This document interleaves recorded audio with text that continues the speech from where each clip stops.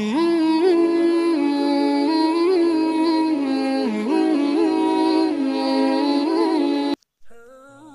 علیکم ورحمۃ اللہ تعالی وبرکاتہ۔ آپ دیکھ رہے ہیں آپ کا اپنا چینل ون فور امت، اور میں ہوں آپ کا ہوسٹ اینڈ دوست محمد عمران۔ آپ لوگوں کی ریکویسٹ پر حاضر ہوں پھر سے ایک نئی انفارمیشن کے ساتھ۔ امید کرتا ہوں کہ آپ سب خیریت سے ہوں گے۔ پیارے دوستو، آج کی اس ویڈیو میں ہم سب جانیں گے حضرت امام مسلم کے فرزندان کی شہادت کے بارے میں۔ طفلان مسلم حضرت مسلم بن عقیل کے دو فرزند یعنی حضرت محمد اور حضرت ابراہیم کو کہا جاتا ہے، جو واقعہ کربلا میں امام حسین کی شہادت کے بعد کوفہ میں اسیر ہوئے۔ کچھ مدت جیل میں رہنے کے بعد جیل سے فرار ہونے میں کامیاب ہوئے، لیکن عبید اللہ بن زیاد کے کسی کارندے کے ہاتھوں بے دردی سے شہید ہوئے، جس کی پوری تفصیل ہم آپ کو اس ویڈیو میں بتائیں گے، اس لیے ویڈیو کو اخیر تک ضرور دیکھیں۔ حضرت مسلم نے گورنر ہاؤس کے گھیراؤ یا طوع کے گھر قیام کے وقت بچوں کو قاضی شریح کے یہاں پہنچا دیا تھا۔ جب ابن زیاد کو معلوم ہوا کہ حضرت مسلم کے ساتھ ان کے دو بچے بھی آئے تھے، تو اس نے پورے شہر کوفہ میں اعلان کروایا کہ جو شخص مسلم کے بچوں کو چھپائے گا اسے سخت سزا دی جائے گی، اور جو ان کو ہمارے پاس لائے گا وہ انعام و اکرام پائے گا۔ ابن زیاد کے اس اعلان کو سن کر قاضی صاحب گھبرا گئے، فوراً زاد راہ تیار کروایا اور اپنے بیٹے اسد سے کہا کہ آج باب العراقین سے ایک قافلہ مدینہ منورہ کی طرف جانے والا ہے، ان بچوں کو لے جا کر اسی قافلے میں کسی محب اہل بیت کے سپرد کر دو اور تاکید کر دو کہ ان کو بحفاظت مدینہ منورہ پہنچا دے۔ اسد جب ان بچوں کو لے کر باب العراقین پہنچا تو معلوم ہوا کہ قافلہ تھوڑی دیر پہلے چلا گیا۔ وہ بچوں کو لے کر اس کی راہ پر تیزی کے ساتھ چلا، اور جب قافلے کی گرد نظر آئی تو بچوں کو گرد دکھا کر کہا، دیکھو وہ قافلہ کی گرد نظر آ رہی ہے، تم لوگ جلدی سے جا کر اس میں مل جاؤ، میں واپس جاتا ہوں۔ یہ کہہ کر وہ واپس چلا آیا اور بچے تیزی کے ساتھ چلنے لگے، مگر تھوڑی دیر بعد گرد غائب ہو گئی اور انہیں قافلہ نہ ملا۔ ننھے بچے اس تنہائی میں ایک دوسرے سے گلے مل کر رونے لگے اور ماں باپ کو پکار پکار کر جی جان کھونے لگے۔ ابن زیاد کا اعلان سن کر مال و زر کی ہوس رکھنے والے سپاہی بچوں کی تلاش میں نکلے ہوئے تھے۔ تھوڑی دیر بعد انہوں نے بچوں کو پا لیا اور پکڑ کر ابن زیاد کے پاس پہنچا دیا۔ اس نے حکم دیا کہ ان بچوں کو اس وقت تک جیل میں رکھا جائے جب تک امیر المومنین یزید سے پوچھ نہ لوں کہ ان کے ساتھ کیا سلوک کیا جائے۔ جیل کا داروغہ مشکور نامی محب اہل بیت تھا، اسے بچوں کی بے کسی پر بہت ترس آیا۔ اس نے فیصلہ کر لیا کہ بچوں کی جان بہرحال بچانی ہے، چاہے اپنی جان چلی جائے۔ چنانچہ اس نے رات کے اندھیرے میں بچوں کو جیل سے نکالا، اپنے گھر لایا، کھانا کھلایا، اپنی انگوٹھی بطور نشانی دی اور شہر کے باہر قادسیہ کے راستے پر لا کر کہا کہ تم لوگ اسی راستے پر چلے جاؤ، جب قادسیہ پہنچ جانا تو کوتوال سے ملنا، ہماری انگوٹھی دکھانا اور سارے حالات بتانا، وہ ہمارا بھائی ہے، تم لوگوں کو بحفاظت مدینہ منورہ پہنچا دے گا۔ دونوں بچے قادسیہ کی راہ پر چل پڑے، مگر چونکہ انہیں بھی اس ننھی عمر میں شہادت سے سرفراز ہونا تھا، اس لیے وہ راستہ بھول گئے۔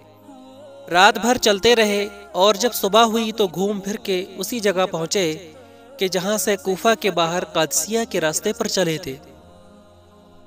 ننھا سا کلیجہ خوف سے دہل گیا کہ کہیں پھر نہ کوئی پکڑ کر ابن زیاد کے پاس پہنچا دے۔ قریب میں ایک کھوکھلا درخت نظر آیا، وہیں ایک کنواں بھی تھا، اسی درخت کی آڑ میں جا کر بیٹھ گئے۔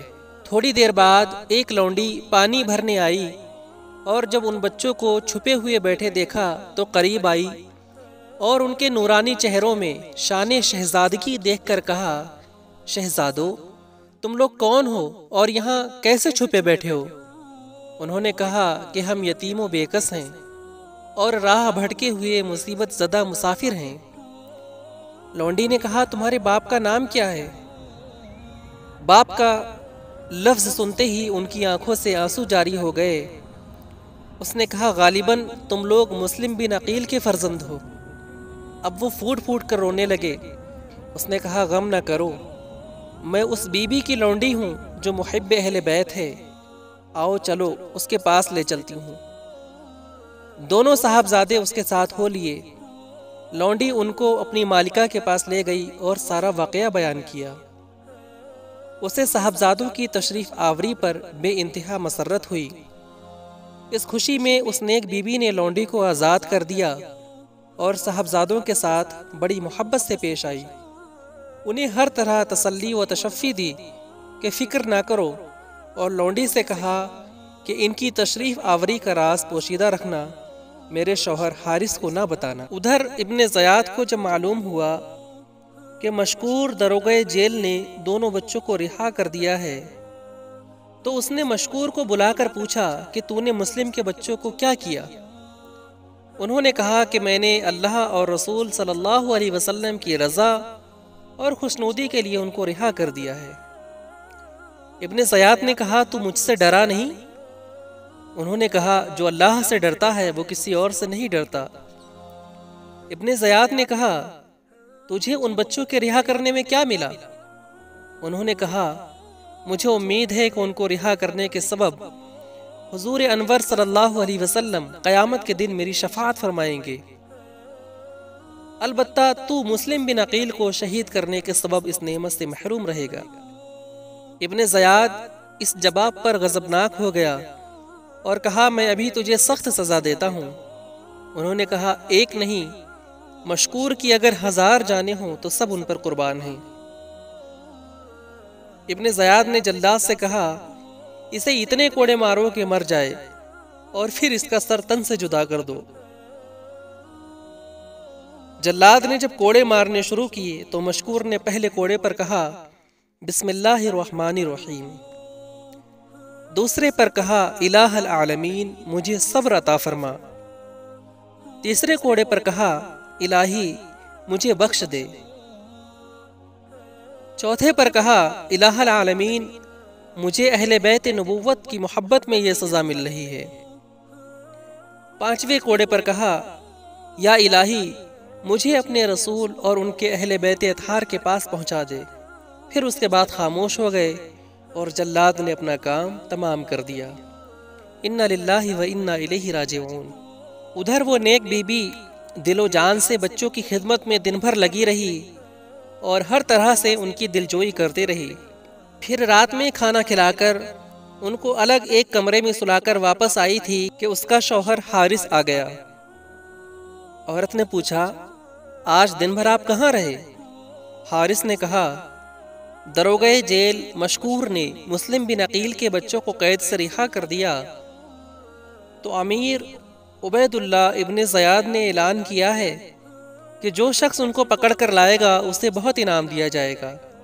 میں انہی بچوں کی تلاش میں دن بھر پریشان رہا، یہاں تک کہ اسی بھاگ دوڑ میں میرا گھوڑا بھی مر گیا اور مجھے ان کی تلاش میں پیدل چلنا پڑا۔ عورت نے کہا اللہ سے ڈرو اور اہل بیت نبوت کے بارے میں اس طرح کا خیال دل سے نکال دو۔ کہنے لگا چپ رہ، تجھے کیا معلوم، جو شخص ان بچوں کو پا جائے گا اسے ابن زیاد انعام و اکرام سے مالا مال کر دے گا۔ اسی لیے اور بھی بہت سے لوگ ان بچوں کی تلاش میں دن بھر لگے رہے۔ عورت نے کہا کتنے بدنصیب ہیں وہ لوگ جو دنیا کی خاطر ان یتیم بچوں کو دشمن کے حوالے کرنے کے لیے تلاش میں لگے ہوئے ہیں اور دنیا کے عوض اپنا دین برباد کر رہے ہیں۔ کل میدان محشر میں وہ رسول خدا کو کیا منہ دکھائیں گے؟ حارث کا دل سیاہ ہو چکا تھا، بیوی کے سمجھانے پر اس کا کچھ اثر نہیں ہوا۔ کہا نصیحت کی ضرورت نہیں، نفع نقصان میں خود سمجھتا ہوں، چل تو کھانا لا۔ وہ کھانا لائی اور حارث بدبخت کھا کر سو گیا۔ آدھی رات کے بعد بڑے بھائی محمد نے خواب دیکھا اور بیدار ہو کر چھوٹے بھائی کو جگاتے ہوئے کہا اٹھو اب سونے کا وقت نہیں رہا۔ ہماری شہادت کا بھی وقت قریب آ گیا۔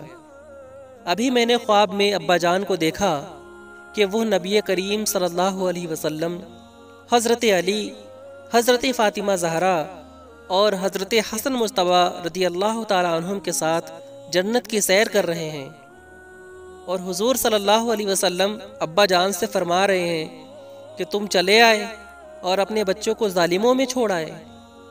ابا جان نے عرض کیا، یا رسول اللہ، وہ بھی عنقریب آنے ہی والے ہیں۔ چھوٹے نے کہا، بھائی جان، میں نے بھی اسی طرح کا خواب دیکھا ہے، کیا سچ مچ ہم لوگ کل صبح قتل کر دیے جائیں گے؟ ہائے، ایک دوسرے کو ذبح ہوتے ہوئے ہم کیسے دیکھ سکیں گے؟ یہ کہہ کر دونوں بھائی ایک دوسرے کے گلے میں باہیں ڈال کر لپٹ گئے اور پھوٹ پھوٹ کر رونے لگے۔ ان کے رونے اور چلانے سے حارث بدبخت کی آنکھ کھل گئی۔ ظالم نے بی بی کو جگا کر پوچھا، یہ بچوں کے رونے کی آواز کہاں سے آ رہی ہے؟ عورت بیچاری سہم گئی، اس نے کچھ جواب نہ دیا۔ ظالم نے خود اٹھ کر چراغ جلایا اور اس کمرے کی طرف گیا کہ جہاں سے آواز آ رہی تھی۔ جب اندر داخل ہوا تو دیکھا دو بچے روتے روتے بے حال ہو رہے ہیں۔ پوچھا، تم کون ہو؟ چونکہ وہ اس گھر کو اپنی جائے پناہ سمجھے ہوئے تھے، اس لیے انہوں نے صاف کہہ دیا کہ ہم مسلم بن عقیل کے یتیم بچے ہیں۔ ظالم یہ سنتے ہی غصے سے بے قابو ہو گیا اور کہا، میں سارا دن ڈھونڈتے ڈھونڈتے پریشان ہو گیا اور تم لوگ ہمارے ہی گھر میں عیش کا بستر جمائے ہوئے ہو۔ یہ کہتے ہوئے آگے بڑھا اور نہایت بے رحمی کے ساتھ ان کو مارنا شروع کیا۔ دونوں بھائی شدت کرب سے چیخنے لگے۔ عورت بے تحاشا دوڑتی ہوئی آئی اور حارث کے قدموں پر اپنا سر رکھ کر نہایت عاجزی کے ساتھ روتی ہوئی کہنے لگی کہ ارے یہ فاطمہ کے راز دلارے ہیں، ان کی چاند جیسی صورتوں پر رحم کھا، لے میرا سر کچل کر اپنی ہوس کی آگ بجھا لے، لیکن فاطمہ کے جگر پاروں کو بخش دے۔ حارث بدبخت نے اسے اتنے زور کی ٹھوکر ماری کہ بیچاری ایک ستون سے ٹکرا کر لہو لہان ہو گئی۔ ظالم بچوں کو مارتے مارتے جب تھک گیا تو دونوں بھائیوں کی مشقیں کس دیں اور زلفوں کو کھینچ کر آپس میں ایک دوسرے سے باندھ دیا۔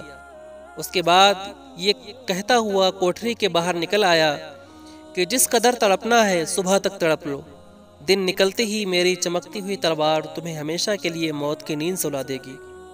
صبح ہوتے ہی ظالم نے تلوار اٹھائی، زہر میں بجھا ہوا خنجر سنبھالا اور خونخوار بھیڑیے کی طرف کوٹری کی طرف بڑھا۔